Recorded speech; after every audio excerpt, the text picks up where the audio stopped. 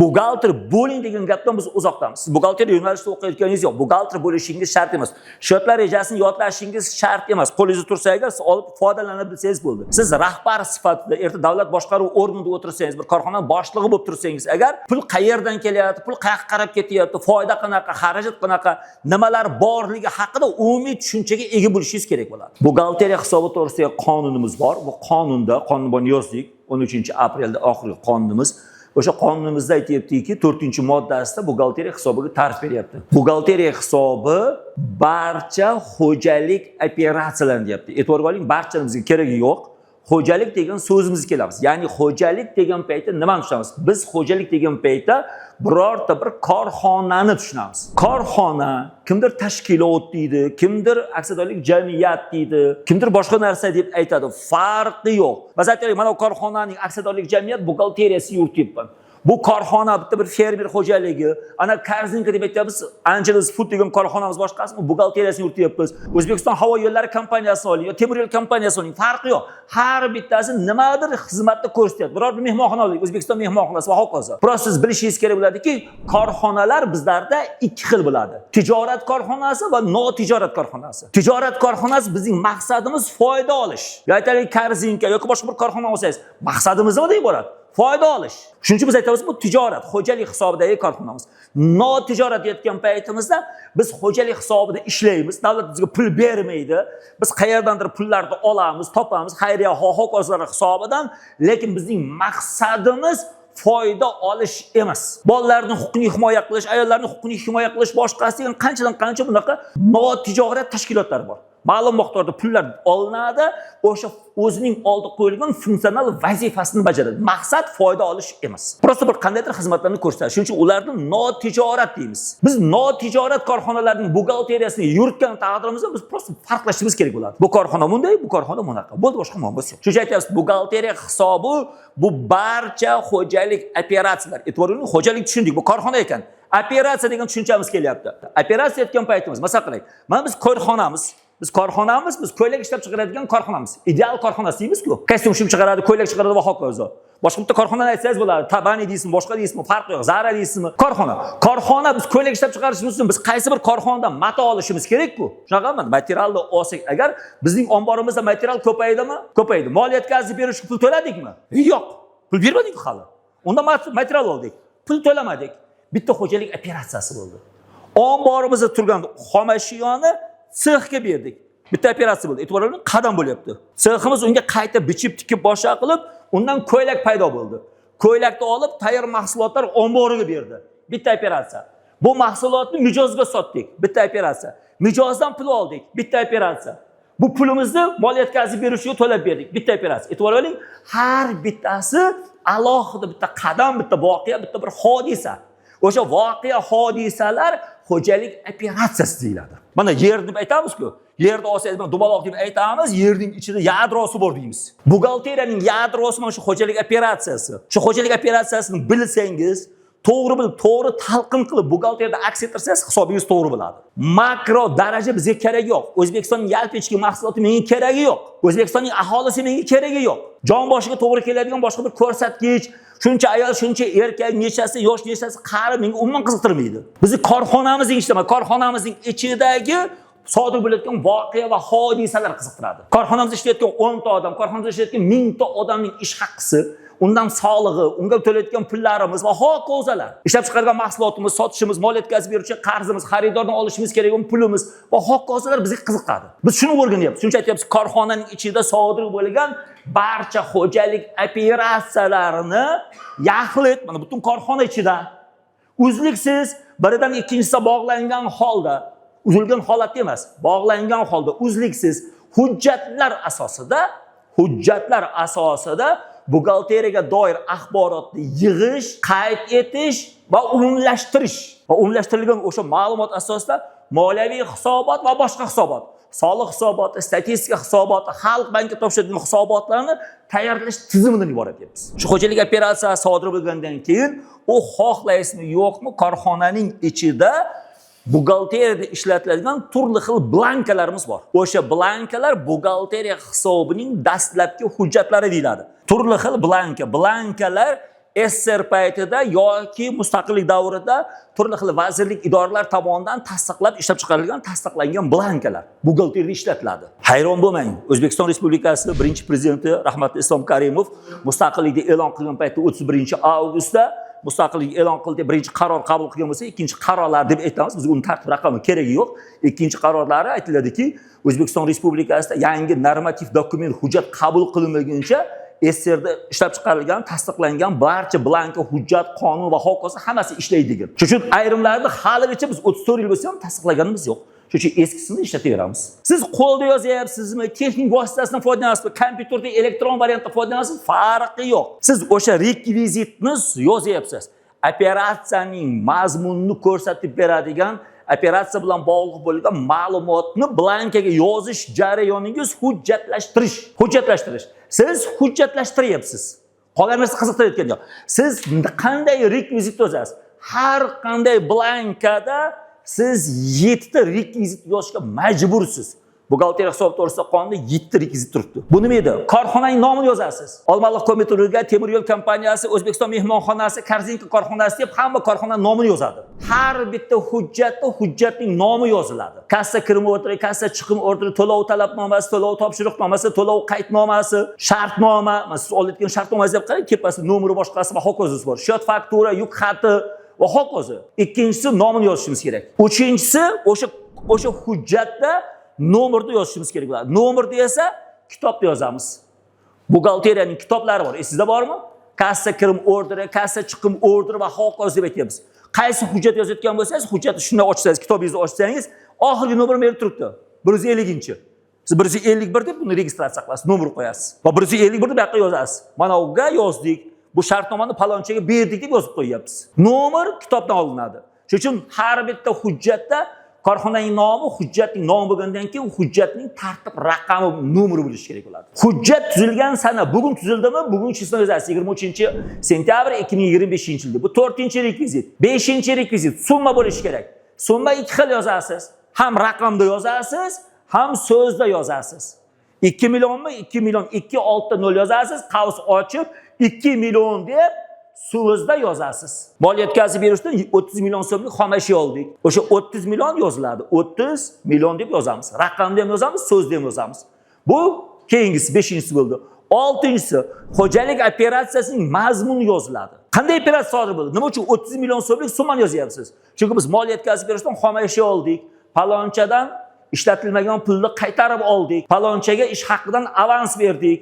Budjetga soliq to'ladik deb operatsiyaning mazmuni yoziladi. Bu 6-inchisi. 7-inchisi mansabdor yoki mas'ul shaxsning imzosi bo'lishi kerak.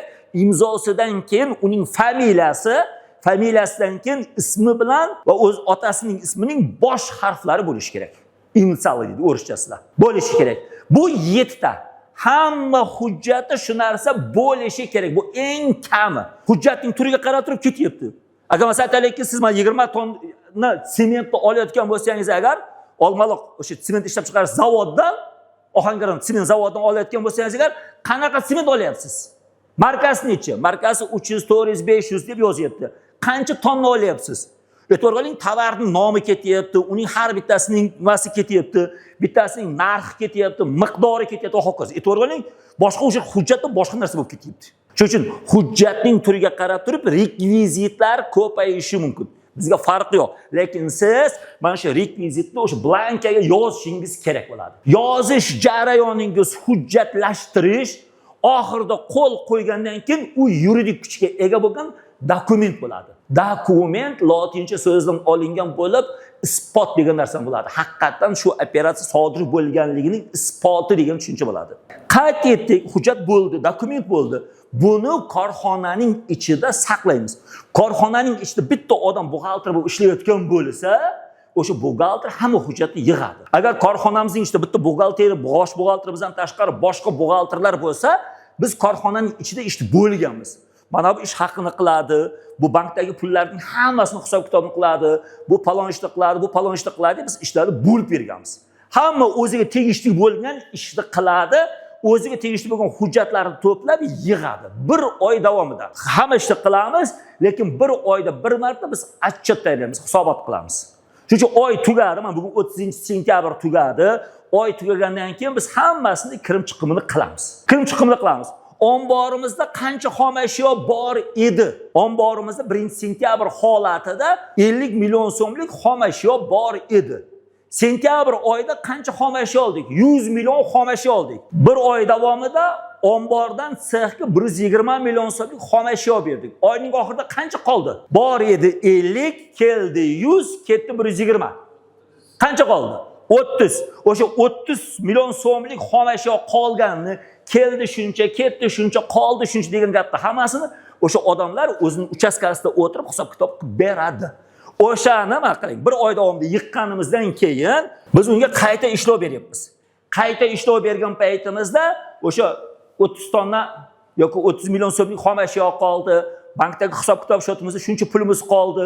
Bundan shuncha pul olishimiz kerak, bunga buncha pul to'lashimiz kerak degan hamma gaplar chiqadi. Shuncha pul qoldi, buncha qoldi deb hammasini so'mda ko'rsatyapmiz. Shunaqami? O'sha iqtisodiy ko'rsatkichlarning hammasini korxonaning moliyaviy hisobot degan blankalarimiz bor. O'sha moliyaviy hisobotga yozamiz. Keyin kimgadir taqdim qilamiz. O'sha taqdim qilingan shaxslarni biz moliyaviy hisobotning iste'molchilari, foydalanuvchilari deymiz. Mana shu tizim biz aytyapmizki, buxgalteriya hisobi. Buxgalteriya hisobi. E'tiborli korxona ichida sodir bo'lgan voqea, hodisani hujjatlarda, blankada yozamiz. Bir oy davomida saqlaymiz. Unga qayta ishlov beramiz. Ishlov bergandan keyin iqtisodiy ko'rsatkich holatiga keltirib moliyaviy hisobot blankasiga yozib, moliyaviy hisobotning iste'molchisiga taqdim qilamiz. Mana shu narsa buxgalteriya hisobi. Buxgalteriya hisobida hamma o'lchov birliklari ishlatiladi. Buxgalteriya hisobining xususiyati shundan iboratki, nima operatsiya sodir bo'lsa, hammasini o'zbek so'mi, O'zbekiston Respublikasi faqat o'zbek so'mida yuritiladi buxgalteriya. O'zbek so'mida so'mda ko'rsatamiz, pulda ko'rsatamiz. Shuning uchun gohida buxgalteriya hisobini pul hisobi ham deyishadi, pulda aks ettirganimiz uchun. Buxgalteriyada hamma narsaga hujjat talab qilinadi. Sodir bo'lgan har bitta voqea, hodisa bo'lgan sanab chiqdik-ku, har bittasida hujjat bo'lishi kerak. Shuning uchun hujjat deb aytamiz. Dastlabki hujjat bo'lishi kerak. Hujjat bormi? Operatsiya sodir bo'lgan. Operatsiya sodir bo'ldimi? Hujjat bo'lishi kerak. Shuning uchun biz o'ta eng byurokrat odamlarmiz. Hujjatsiz bu elektron variant zamonda bo'lsa ham, raqamlashtirilgan bo'lsa ham farqi yo'q. Elektron bo'lsa ham bizda hujjat bo'lishi kerak. Chet elda buxgalteriya hisobini biznesning tili deb aytishadi. Shuning uchun bu narsani bilishingiz kerak. Buxgalter bo'lishingiz shart emas, lekin buxgalteriyaning hisob-kitobini bilishingiz shart. Gap to'g'risi ketadi.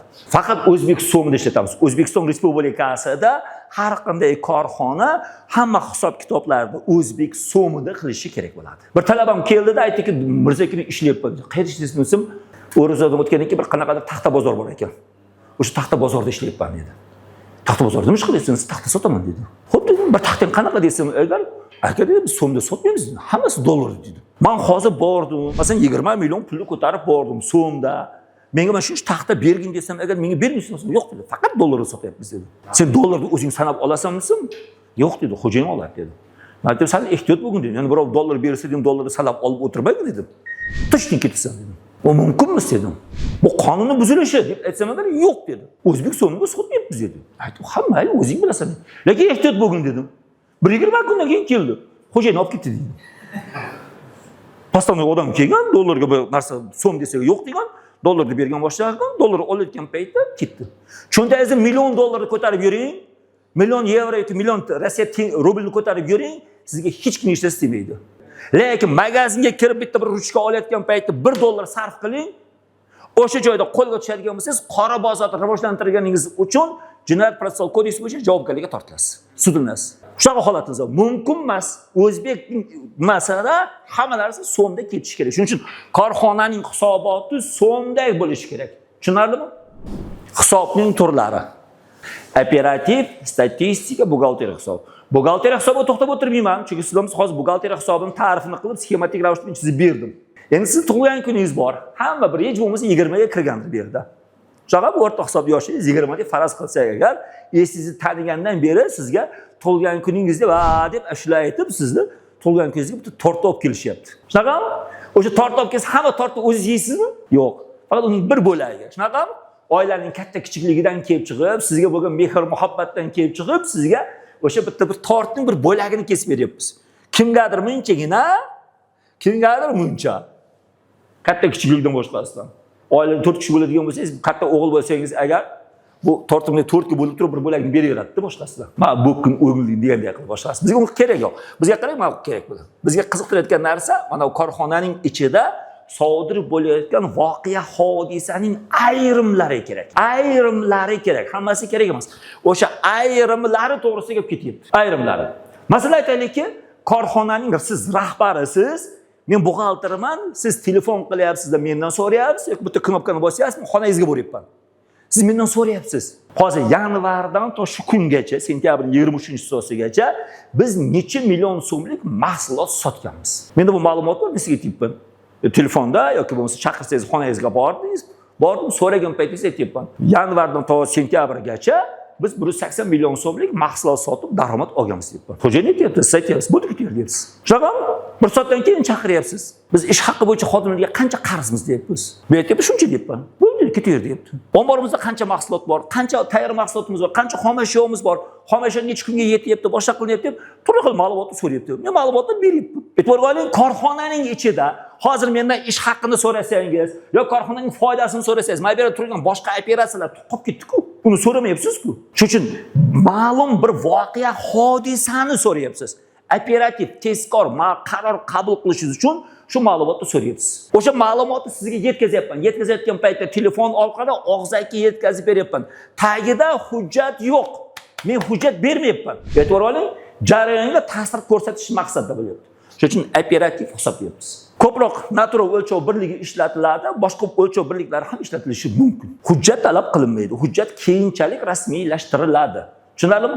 Statistika hisobi. Statistika hisobi bu nima edi? Statistika hisobi bu jamiyatda sodir bo'layotgan ijtimoiy, iqtisodiy, siyosiy turli xil voqea va hodisalarni statistika organi kuzatadi va uni umumlashtiradi. Statistika, hozir Milliy statistika qo'mitasi deb aytamiz. Milliy statistika qo'mitasining har bitta rayonda kam deganda 2 ta odam bor. Eng arzon osh Namanganda, eng qimmat osh Toshkentda, eng arzon go'sht Xorazmda, qo'y go'shti. Çünkü ular yemaydi. Eng qimmat qo'y go'shti falon joyda deb aytib ketaveradi-yu. U qayerdan oladi u narsani? Statistika. Fol ochmaydi-ku. Har bitta rayonda, har bitta shaharda uning odamlari bor.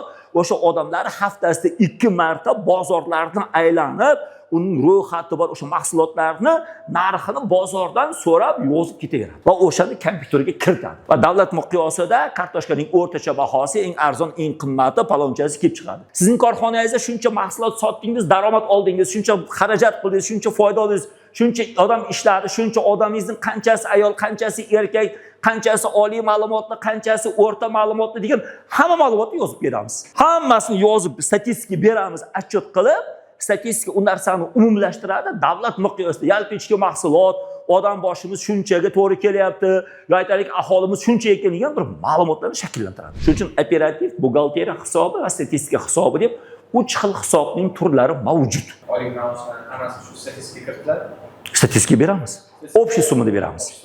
Общий summada beramiz. Statistikada общий summada beramiz. 2005-yildan beri nalogga pafamilni qilib beramiz. E'tiborga oling, bu ofitsialni bo'lgan summa to'g'risi ketadi. Korxonalar bor-ku mana, korxona. Ismingiz nima aka? Ha. Xo'ja Akbar. Mana Xo'ja Akbar degan korxonada men ishlayapman. Xo'ja Akbar meni ishga qabul qilyapti-da, aytayapti. Mirzaka, men sizni ishga qabul qilaman deyapti. Yaxshi deyapman. Aytayapti, men sizga deyapti, vedomosda oylik yozaman deyapti. Oylik 1.271 ming so'm yozaman deyapti. Voy deyapman. Qo'lingizga deyapti, konverti deyapti, har oyda sizga 7 million pul beraman deyapti. O'g'irlik qilyapti. Davlatga soliq, meni oyligimdan 7 milliondan soliq to'lamaslik uchun qilyapti. Bu birinchisi, unga qiziq yo'q, men oyligimdan oladigan pul unga qiziqmaydi. Lekin bu 7 million so'mning 12% hisobga oling. 1.271 ming so'mdan 12% davlatga to'lab beradi. Qarang, 840 ming so'm ekonom qilish uchun menga konvertda pul beribdi. Значит, qayerdadir buxgalteriyasida nimadir sotyapti, nimadir xizmatni ko'rsatyapti, kimgadir. Mana magazinga kirsangiz chek yozib bermaydi-yu. O'sha cheklar yozib bermaslik hisobidan davlatga o'sha pullarni to'lamayapti, soliq to'lamayapti. Siz chek to'lasangiz, QR kodni chek talab qilsangiz, u holda Xo'ja Akbar har bir sotayotgan mahsulotda QR kod chek bo'lsa agar, u summaning hammasini налог to'lash kerak bo'ladi. Tushunasizmi? Biz QR kod chek so'ramaganmiz, balo yo'qib ketadi boshqalar. U davlatga ziyon, bizga xursand. Xo'ja Akbar xursand. Aka, xush kelibsiz. Salomat bo'ling. Aka nima xizmat qilaydi? Shirin gapni gapiradi, chekim so'ramaysiz. O'zimizniki deb chiqib ketaverasiz. Nordic University. Ta'limda mukammallik sari.